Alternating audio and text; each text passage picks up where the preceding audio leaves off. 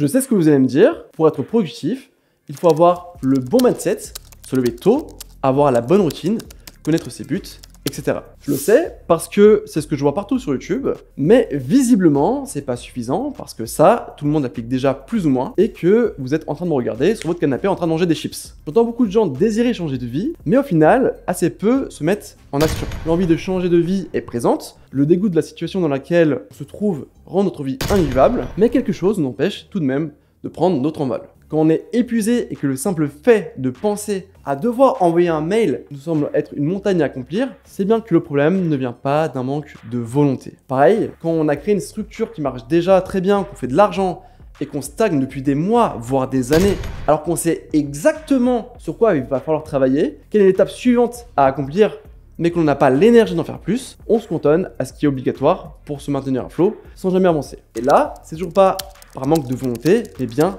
d'énergie. Mais plutôt que de parler d'énergie, j'aimerais vous parler d'hormones.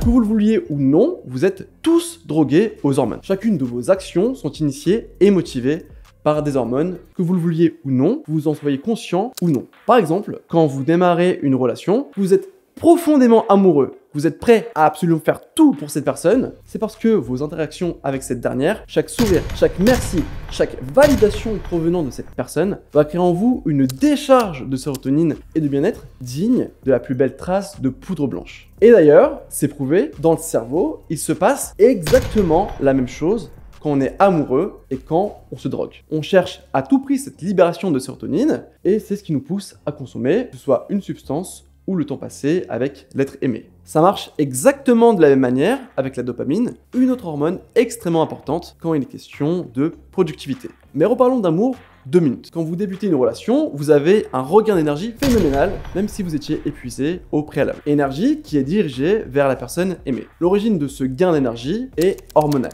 Maintenant, imaginez que vous soyez capable de produire vous-même ces hormones en grande quantité et que vous soyez capable de les diriger non pas vers une personne, mais vers votre projet ou votre entreprise. Imaginez que vous ayez cette énergie et cette motivation sans faille durant des mois, des années, et même si vous êtes actuellement épuisé. C'est ce sur quoi nous allons travailler dans les prochaines vidéos. Pour comprendre comment faire, il faut déjà comprendre comment chacune des hormones liées à la productivité fonctionne et sur une échelle macro, comment avoir un corps en assez bonne santé pour maintenir un rythme de production adéquat.